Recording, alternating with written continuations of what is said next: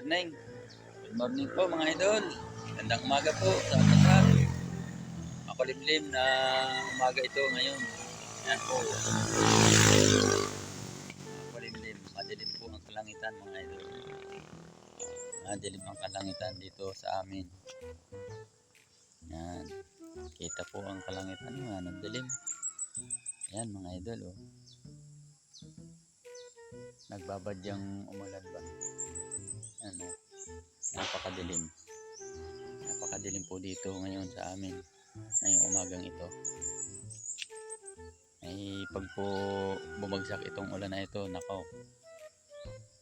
Madulas na naman po ang karsada mga idol. Kaya sana po doon sa mga nabiyahe ay ingat-ingat po tayo. At kasi po ay pag bumagsak na naman ang ulan ay napakadulas ng karsada. Yung pong mabibilis magpatakbo dyan. Mabibilis magpatakbo ay sana po ay medyo bagal-bagalan nyo ha. At talaga pong madulas ang karsada pag umulan. Yan, may nadaan po dito mga truck. Yan yung dilim po ng kalangitan. Oh. Yan mga idol, ang kalangitan. Puting-puti.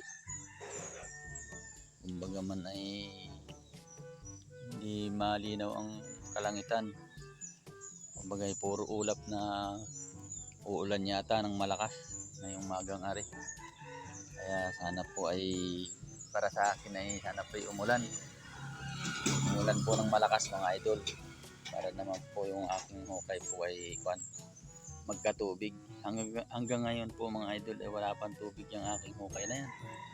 Napakalalim po niyan ay 60 feet po yan ay. Kaya po hanggang ngayon po wala pang tubig. Mayroon man siyang tubig ay kaunti lang po mga idol. Ayan o. Tahimik na tahimik ang karsada mga idol. Ayan. Wala pang maraming nadaan mga motor. So kunti pa. Ayan na. Dati nga na mga motor. Ayan naman po ang aking asawa o. Panay ang linis mga idol. Naglalampas yan ang saing sa loob. Masipag po yung aking asawa na yan ay. Ayan. Ako po ay nagbili ng tinapay mga idol. Ito po.